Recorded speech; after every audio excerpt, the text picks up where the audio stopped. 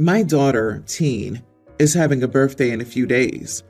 Money's a bit tight, so I told her we can't afford a birthday party this year. Instead, we can buy a cake, a gift, and go out to dinner. She threw a tantrum over not getting a birthday party, but finally got over it. She told me she wanted a peanut butter chocolate cake and a tablet and wanted to go to an Indian restaurant. I told her she was being unreasonable. She knew her brother was allergic to peanut butter. I even offered to buy her a cupcake, but she insisted on having a cake. So I said, fine, you're getting a chocolate cake then. We had another argument over the gifts because I couldn't really afford a tablet. So I asked her to choose something else. Still, she wouldn't choose. So I bought a new phone case for her, and then we had another argument.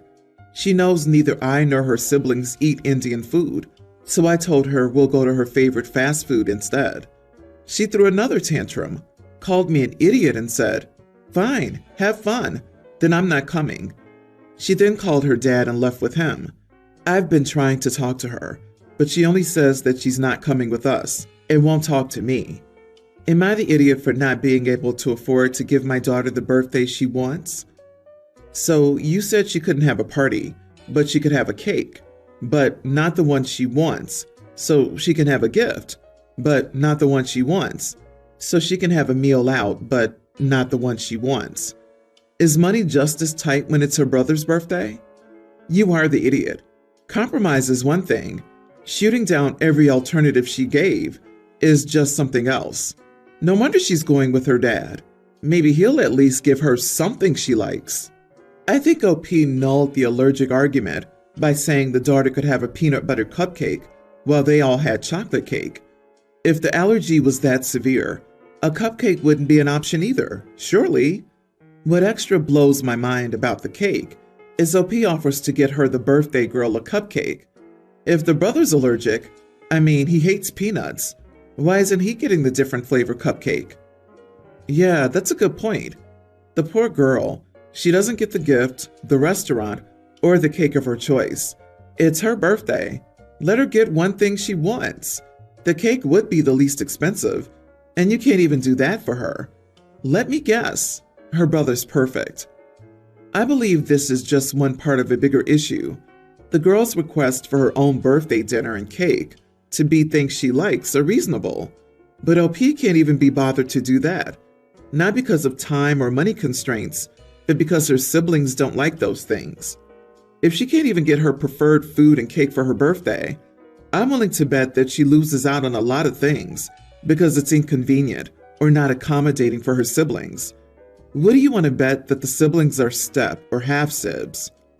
I was wondering about that exact thing. When I reached the end of the story, where she called her father and left with him, I went back and reread everything. It brings up a lot of questions about family dynamics that were conveniently left out. OP, you didn't give her one single thing she asked for. Instead, you made it all about her siblings. Her tantrum is because this kind of thing happens a lot. You even talk about how your other kids never pulled this. I wonder if your younger children have a different dad. It almost seems like you intentionally treat this child differently. My birthdays were always like this, catered to everyone else except me. I just stopped celebrating and don't really go out of my way to see my parents anymore. I, 27 male, used to think that this was something that people would only say online, but I've seen and heard it firsthand, bleeding into real life, which is why I'm asking here. Maybe I'm just weird because I'm surprised I even have to ask this. It's not uncommon online to see people say that they would choose to save their dog over the life of a living person because their dog is their dog, while the person is just a stranger. That entire mentality seems warped and incredibly vile. I don't hate dogs and I like playing with them, but I don't understand how one can compare one to a person. That was once online, but it seems to be bleeding into real life at times. Yesterday, a family friend was telling my family and my brother's girlfriend, Mary, 25, how her son is having major medical issues, which could ultimately take his life, and how she and her husband were not dealing with it well at all. My brother's girlfriend said, I understand what you're going through. When Kennedy, her dog, needed surgery, she didn't know how to deal with it and was a mess. Everyone kind of got quiet because she was comparing a dog's life to a child, and she said it like it was totally normal. The mom was visibly taken back and hurt, and Mary didn't understand why.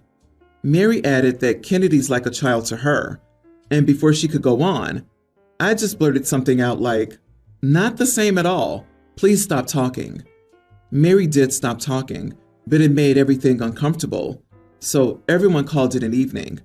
My dad asked Mary to leave and told my brother he needed to ensure that he and Mary somehow made this right, because that was heartless. My mom said she wasn't sure how to end the conversation after that, but my method wasn't it. My brother hasn't said much other than he gets it, but he's still upset with me. Mary is demanding an apology and for me to mend the relationship with my dad. The few people who know about this are torn. Some people are saying Mary wasn't wrong, and I and others don't get to tell her how to feel about her dog, and I invalidated her feelings. Others are saying she should be ashamed. One friend said, "This is a problem only white developed nation people could encounter, and Mary's a bad person." I can't believe I have to ask this, but they got me. Am I the idiot for any of this? Not the idiot. Just be prepared for some people to crucify you. I've lost a child as well as dogs, and let me tell you, they're not comparable. Not in the slightest. Mary even having the gall and thoughtlessness to bring it up says more about her than you for saying something to her. I'm glad you spoke up. OP even said, "Please," which is probably more than Mary deserved. I'm a pretty dense dude, but even I'm not that thoughtless. Why would you be responsible for mending the relationship with your dad? He's the one who asked her to leave because of her comments. That didn't have anything to do with you. Grief or pain is not a contest. I think Mary lacked empathy. There is no way I would ever tell a parent of a young child in that situation that these two things are somehow comparable. It has much less to do with the dog equal human being and more to do with actual empathy, where you don't try to one-up that grieving parent or engage in some half-baked competitive victimization. That is some major idiocy. You shut it down. Someone needed to, since she was obviously clueless. So I'm a 28-year-old dude who's lived in my house for a few years now. One of the main reasons I chose this place was because my bedroom faced east, allowing me to wake up to the morning sunlight. Most mornings I wake up before my alarm goes off, just because the sunlight from the window wakes me up. There used to be a tree line that provided a natural barrier between my house and any potential neighbors, so I never saw the need for curtains or blinds. Along with that, they were expensive for the nice ones. Recently, my neighborhood expanded, and most of the tree line my bedroom faced was cut down to build new houses. So boom, a house was built right across from mine, and their window had a clear view into my bedroom. I've always been comfortable sleeping naked. It wasn't an issue when no neighbors were around. But not long after the people moved in, the father from the house came over to my house and pretty much told me to stop being nude in front of my windows since his family could see inside my bedroom. He wasn't nice about it. He wasn't mean either, just matter-of-factly like he gave me an order and fully expected it to be done like I was his kid or employee. I was somewhat surprised but understood his concern, so I made an effort to be more mindful of my outfit when in view of the window. I stopped cleaning and making my bed before getting dressed. Instead, I'd hop out of bed, walk into my closet, and at least put on shorts, then go about my morning chores. That being said, I still sleep naked and occasionally become visible to the neighbors for a brief moment after waking up. The father came over again, leading to an argument between us. I told him I was trying my best to be considerate, but there's only so much I can do and that it's my house, and I'm not changing my lifestyle because they moved in. He threatened to call the police and said I was being a menace to the neighborhood, whatever the heck that meant. So am I the idiot for continuing my lifestyle, even though my neighbors can see into my bedroom? Not the idiot. He can put up curtains to block his view of your house. He's asking and telling you to put up curtains so that he can keep his windows open while you block the morning sun that you wake up to. Just like my grandma, who complains I never phone. Like phones, curtains work both ways. If he bothers you again, ask why his family spends so much time looking in your bedroom. What a moron. I think it depends. If he's standing in front of his bedroom window right across from the dining room window, I don't think it's right to assume they're going out of their way to look at a window without any information. Really, for all we know, OP stands legs apart to look at the sunrise in front of a sliding glass door visible to everyone. I really think it depends on the neighborhood or the house setups. I agree with this. If they see a naked dude while sitting and eating breakfast and can't avoid it without closing their windows, that's an actual issue. They should be able to have their windows open without the whole family seeing OP's morning ritual. I know this isn't for legal advice either, but if OP was in the US, it might also be illegal for OP to do this. You are the idiot, OP. Curtains exist to let in sunlight and show only shadows. Whether they have curtains isn't the issue. They may be in their backyard or outside and can see you. You can sleep and walk around your house as you like, but why must you show off your lifestyle to the world?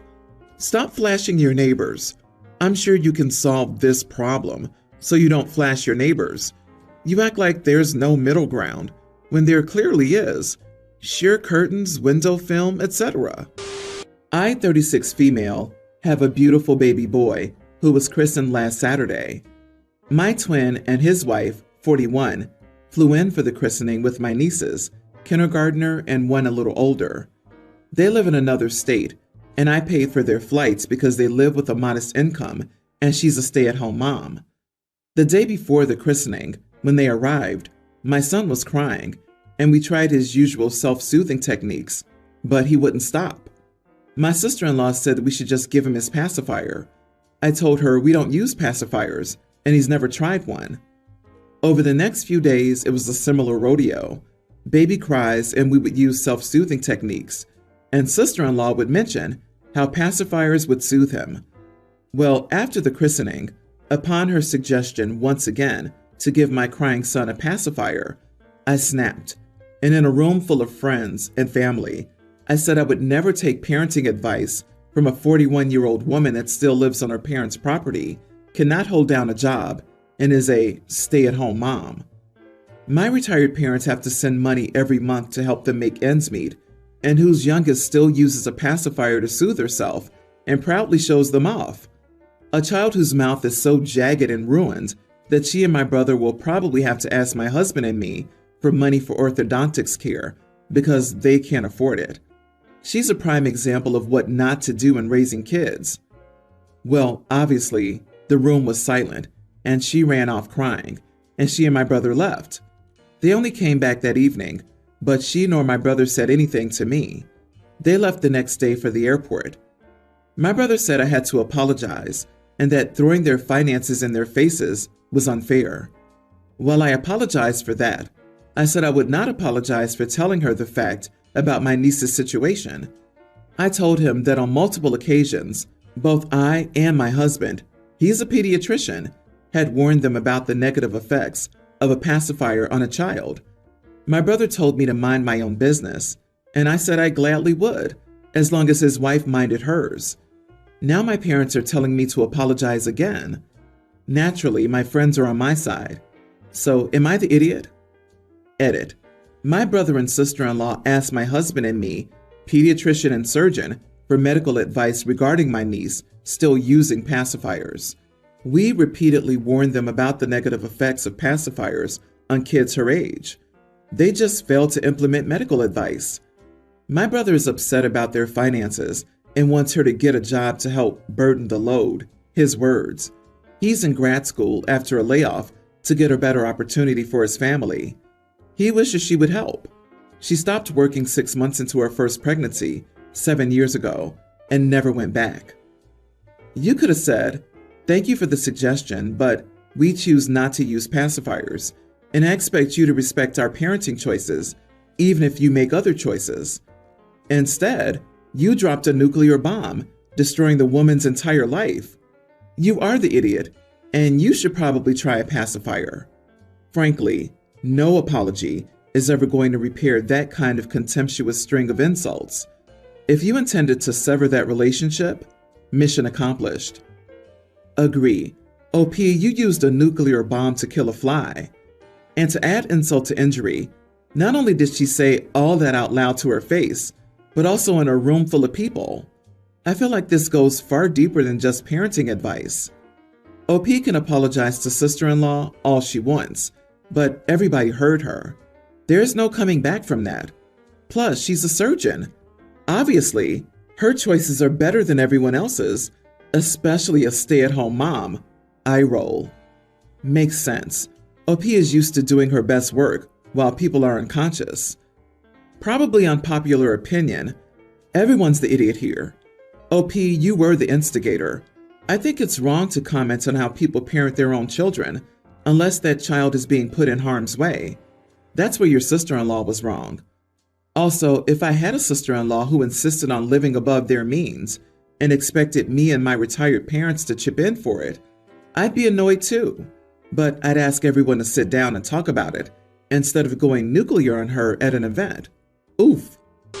My female 24, sister 29, is in a tight spot. She has 2 kids, Ashley, young grammar school, and Matt, a preschooler. Her husband passed away in a work-related accident.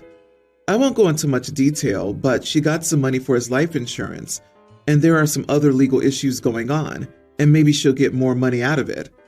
Prior to the accident, she was a stay-at-home mom, but now for obvious reasons, she needs to get a job. I don't have a regular job, so I'm free most days. Well, she asked me to babysit for her kids during the days, and she said she'll pay me whatever I wanted. She said she found something that would pay her well, and she could keep their house and lifestyle and save the other money for her kids' future or emergencies. I told her that I didn't want to be a babysitter and to ask someone else. She told me that no one else can because her in-laws live in another state. Our brother and sister-in-law work too, and both our parents also have jobs. So basically, I'm the only one free during the day. I told her in that case, she should send them to daycare, but she said that the kids aren't that well since the accident. She would prefer if they could be babysat by family, at least for a couple of months, until they get used to the idea of losing their dad. Lastly, she told me if I could at least babysit for her in the morning, then our mom agreed to cut some hours so she could babysit during the afternoon. I told her that what they were going through was very sad, but I stood my ground about not babysitting. That's not what I want now. I told her that that was the final answer and to stop calling me over because I won't change my mind. She cried and called me an idiot. She went on and on about how hard her life is. She said that her kids always cry because of their dad, and they need family now, and how I should help her when I can. I told her that her kids are not my responsibility. She could ask, but I already said no, so she should drop it. Now everyone in the family is angry at me. Am I the idiot? You are the idiot. Your sister and her children have been through massive trauma lately. It's understandable that she wouldn't want to just send them off to daycare. After years of your niece and nephew having their mom home all the time, they've lost their dad, and their mom is going back to work. They're 6 and 4. They don't fully understand and won't for some time. She's offering to pay you, but it'll be short term and you aren't working. I can understand not wanting to help the family after such a tragic, traumatic event. Not the idiot. Who wants someone who has zero interest in babysitting their kids to care for them full time? It's a sad situation, but that doesn't make OP responsible. She's not looking for something occasional. She wants to hire you for a full-time babysitting position, likely at a strong discount, or she'd hire a professional nanny. If she asked for something occasional, I think it would be pretty heartless to decline, but what you've described is a long-term trap that will fundamentally change your lifestyle. Right? An OP could literally write, "My whole family just died in a fire, so I asked my only brother left to watch my kid for an hour while I identified the bodies." People would be like, "Your kid's your responsibility." I think it's pretty selfish. Help her out. It's only a few months before she feels ready to let them go to daycare. She's offering to pay you whatever you want. Moreover, if you don't help her out, what right would you have to ask her to help you if you ever find yourself in a predicament and need help from your family?